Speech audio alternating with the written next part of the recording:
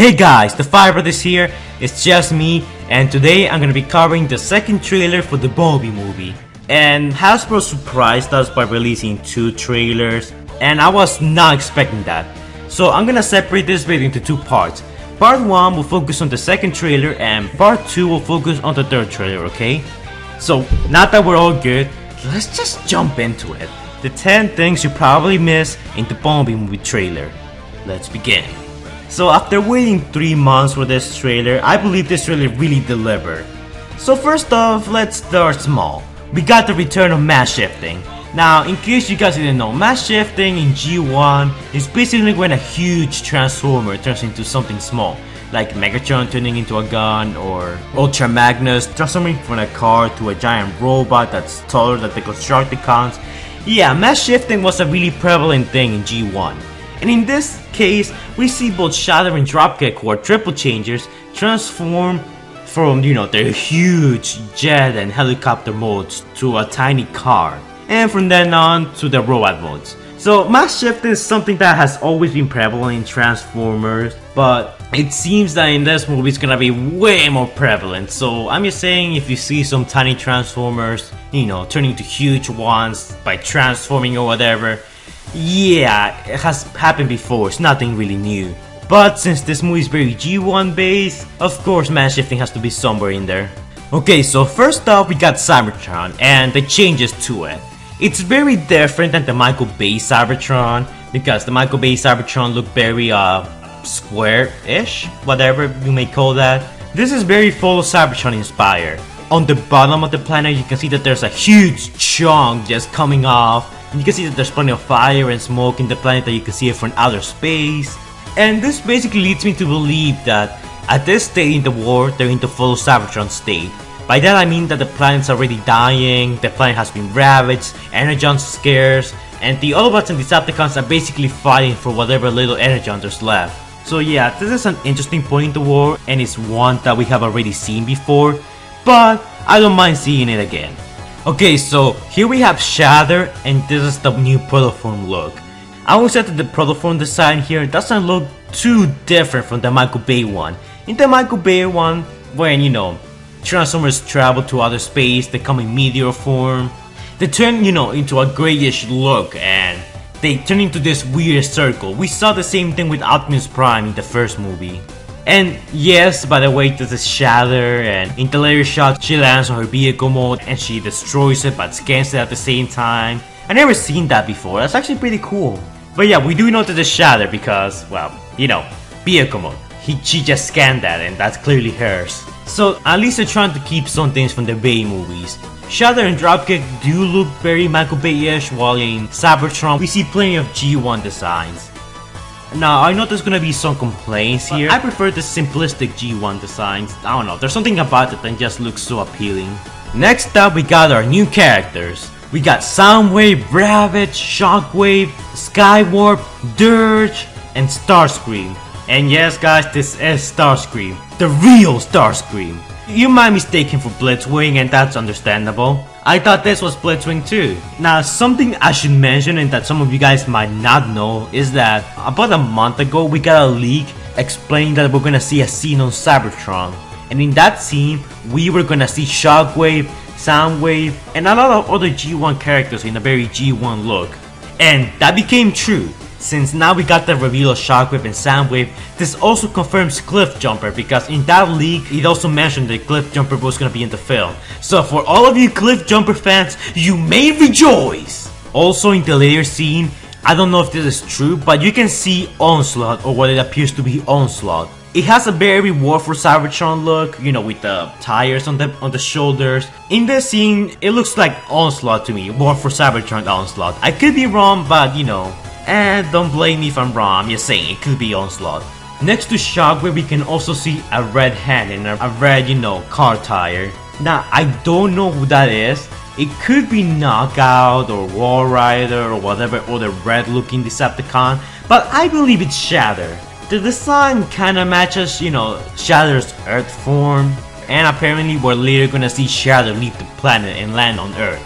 So this being Shatter seems very likely. She's gonna be on Cybertron at the beginning of the film, and then she's gonna make her way to Earth and, you know, meet up with Sector 7 and tell them about Bumblebee. In case we didn't have any more G1 references, the Cybertronian vehicles in here are actually nothing new. We have seen this before. In G1, the Decepticons, when they transform on Cybertron before scanning their Earth vehicle modes, they transform into this triangle looking jets, and that's what we're looking at here. So yeah, more G1 references. This is not a bad thing. I think that this is an amazing thing because it's a breath of fresh air, and these designs are pretty good looking so far. We also have Starscream, or should I say Blitzwing, looking like Starscream. I did say that we're probably not gonna see Blitzwing or they're gonna change him, and oh boy, they proved me wrong, cause here we have Blitzwing, still looking like Starscream. Now, what bothers me is that in the comics he looks like this, almost nothing like Starscream, but here he looks like Starscream.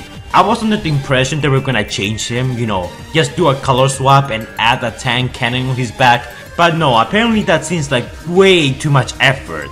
So what I believe is gonna happen here is that either A, Blitzwing will change by the release of the movie, much like Sentinel Prime did in Dark of the Moon. Originally, he was yellow. Then they, you know, did a color swap and turned him red. It could still happen, but we're like, what, 3 months away from the movie and they still haven't changed him? I'm starting to believe that we might be stuck with Blitzwing looking like Starscream in the movie. I know a lot of you guys are gonna be disappointed, and way to piss fans, Hasbro, and what an amazing way to reopen old wounds. Fans were pissed, and over time, the anger kinda died down, but this might reignite the flame of anger. So, Hasbro, Blitzwing, color swap. All you need to do is change the colors. You don't even need to do that much effort, okay? Please just change the colors, that's all we need.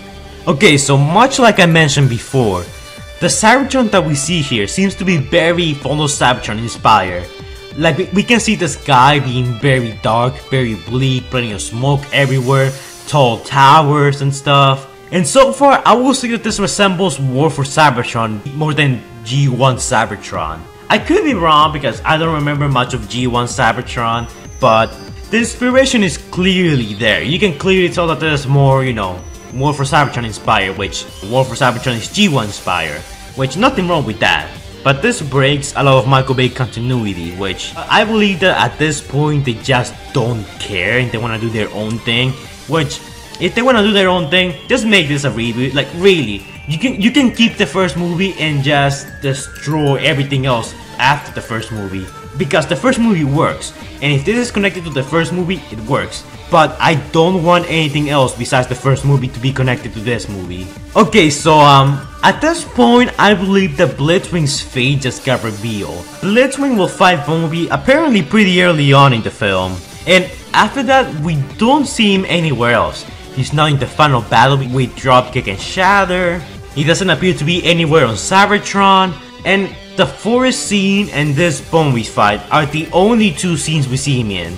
And back in the days before the first trailer of the movie in CinemaCon, where they were showing footage for the movie, we got a lot of reports of people saying that they saw Starscream in the film, which became true, but later got turned into Blitzwing.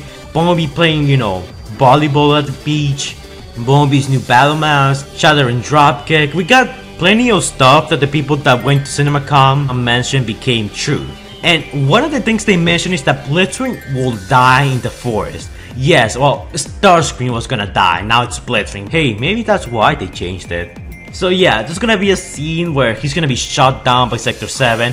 And we do know that Sector 7 is gonna appear because we later see Bumblebee in the forest being chased by them. Apparently, during the fight, Blitzwing's gonna be shot down, he's gonna fall in a canyon, and he's gonna die. Yes.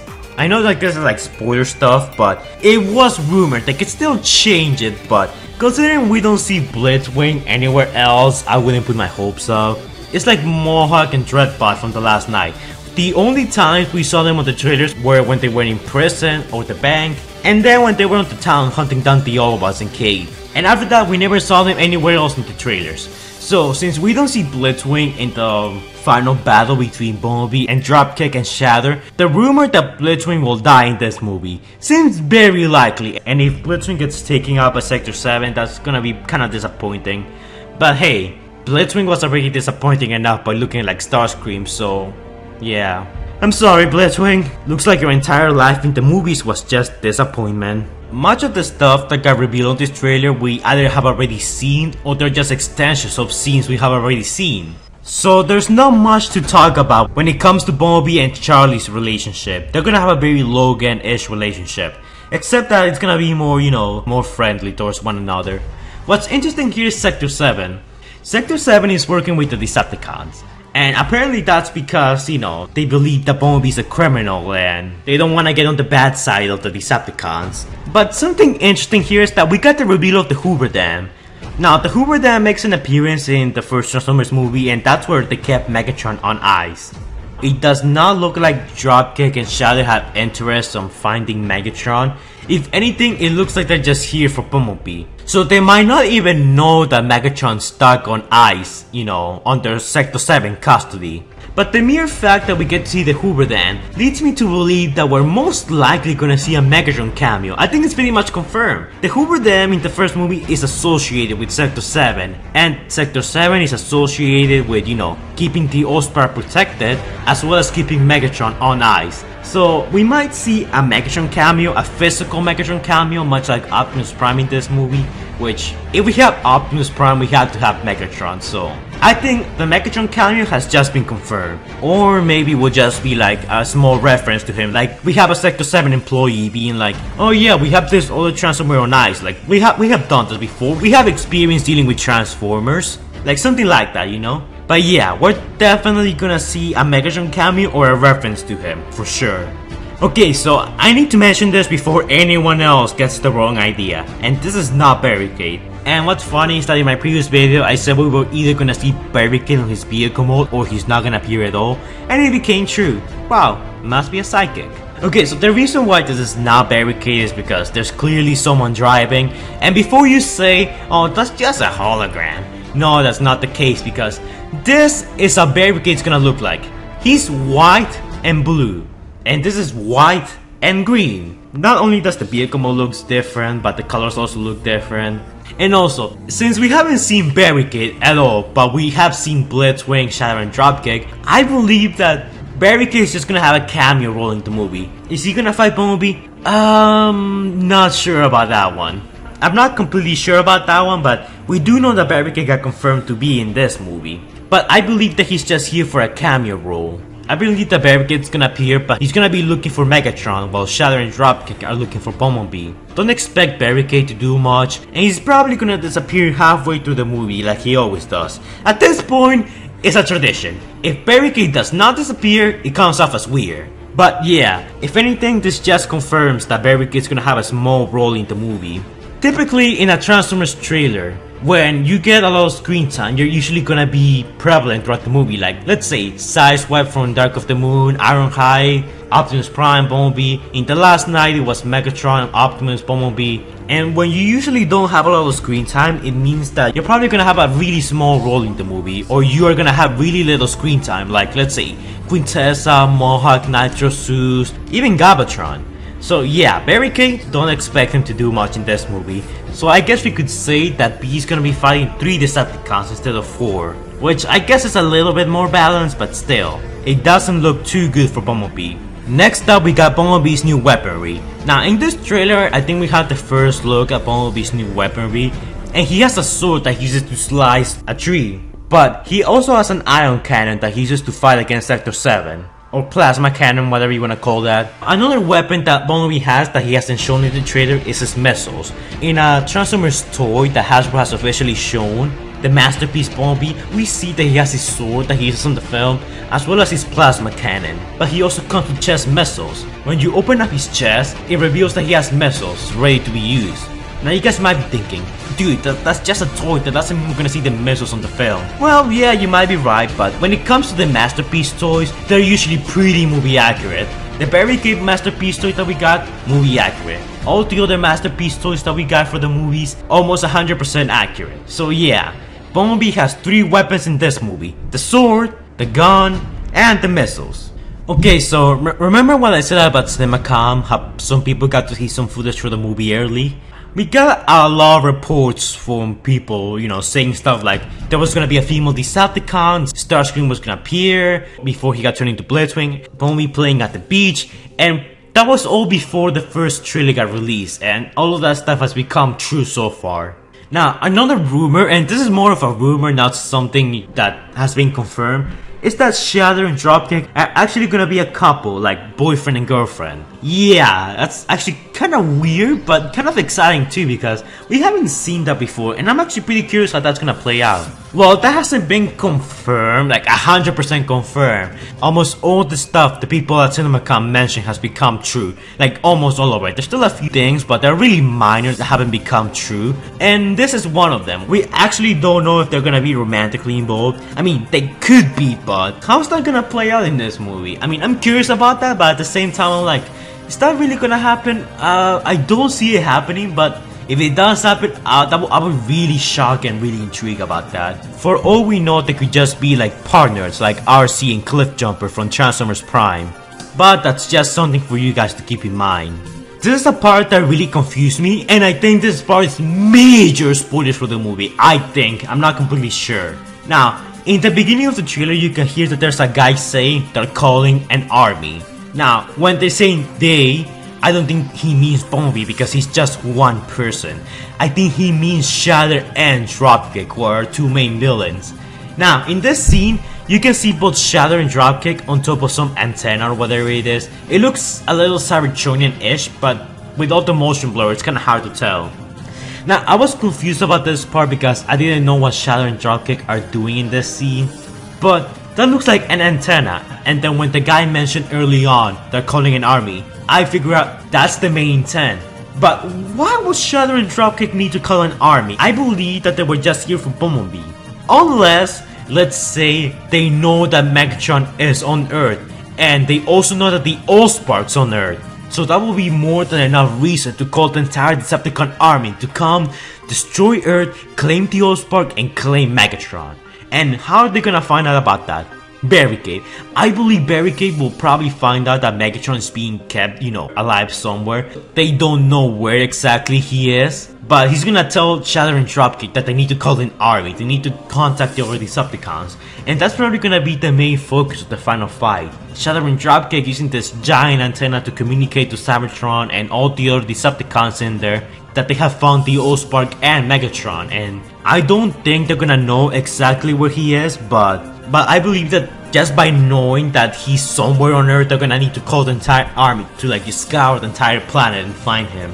And I think that's the main basis of the final fight. It's just gonna be Bumblebee trying to destroy the antenna and prevent Shatter and Dropkick from calling reinforcements to Earth. Because at this point, Bumblebee is alone. There's no other Autobot to help him out. I mean, there is Hot Rod, but he's not gonna show up apparently. And honestly, if this ends up being the main plot and the main MacGuffin of the movie, I'm really happy with this because I'm tired of artifacts. The Allspark, the sea, the pillars, the staff. It's so boring and overplayed. And if the whole movie is not like get the artifact and save the Earth, and it's just destroy this and destroy and stop them from doing this, from contacting people, I think I'll be happy with that because it's less, exaggerated and not so repetitive. But yeah, this seems to be Shatter and Dropkick's main game plan. And now, to back up what I'm saying, at the end you can see Charlie be hunted down by Dropkick, and you can see that Dropkick is aggressively trying to hunt her down. Now, I think that probably what's gonna happen here is that Shatter will probably die somehow by Charlie. Maybe she does something that gives Bumblebee an edge and allows him to kill Shatter, and then Dropkick is gonna be so angry that he's gonna try and kill Charlie. It's just a theory, but imagine if that happens. Dude, that would be so crazy. And also, I also believe that in this scene, the reason why Dropkick is, trying to kill Charlie is not because she's important or anything. I believe he's trying to kill her because by this point in the movie, let's say Bumblebee has won and he has destroyed the antenna that was gonna contact the Decepticons, or maybe even kill Shatter at this point. And if the rumors are true that Dropkick and Shatter are romantically involved, then Dropkick will lose his mind. He will be like, okay, you take my girl, I take your girl. And he's trying to kill Charlie, and Bumblebee's trying to desperately trying to save her. And the last thing that I noticed in this trailer is that there's a huge emphasis on Charlie and Bumblebee, especially them being like hurt and injured. We see Charlie about to be shot down by Shatter, we see Charlie be on the ground right next to Bumblebee, and we see her be hunted down by Dropkick. I believe that the movie's gonna end in tragedy with Charlie dying. I mean, it's a kids movie, that scene's probably gonna be tame, but dude, if that's the case, that would be so emotional and impactful. So far, I haven't even seen the movie and I'm liking Charlie and Bumblebee's relationship. If that does end up happening, the movie has stakes, it has balls, it has so much stuff that puts it above the Michael Bay movies. And oh my god, dude, just thinking of the possibilities kills me. That's amazing. There's a whole lot more I want to mention, but this video is going on for way too long, at least the recording part. I'm gonna continue this in part 2 where I talk about the third trailer and some things from this trailer that I couldn't cover in this video. So yeah, anyways guys, that's it for this video. I need to start editing and recording the second part, so yeah, I'll see you guys in the next one. Bye guys.